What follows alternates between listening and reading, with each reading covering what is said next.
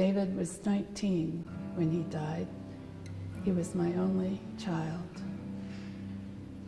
After his passing, I spoke with his friends, and they shared with me how he had listened and helped them through difficult times.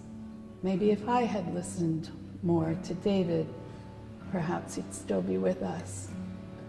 Maybe if we all started listening more to one another, things could be better. It was at the time when there was a lot of social unrest and police brutality was no longer, we were able to deny it anymore.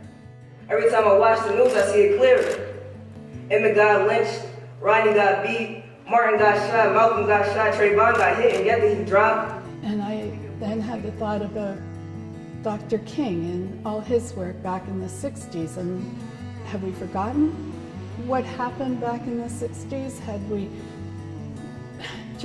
I didn't hear anything. Everything seemed to be going in 100 different directions with no clear answer, which in the end led to my idea that I want to talk with you about today. And it was David's passing, actually, that served as the catalyst for it. So in 2015, I had an idea for a public speaking contest for high school students.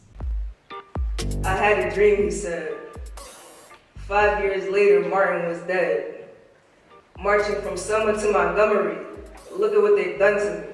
The MLK Contest has changed my life. It has helped me gain confidence.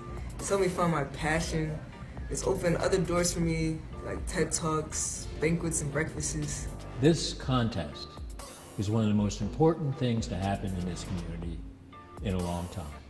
It opened doors for me to speak to other people and share my message. The young people themselves, who first of all really got it as far as Martin Luther King Jr. is concerned. Under him, organized, we became not seeking money or fame, but through his name we claimed our justice. Taking his sacrifice for granted is society's worst mistake. How can you not like another race?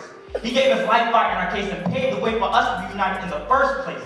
And additional funds would help provide more opportunities for our youth to be heard. What are the implications of what they're saying for how we govern, for how we do church, or have school? Look in the mirror, the change starts with you.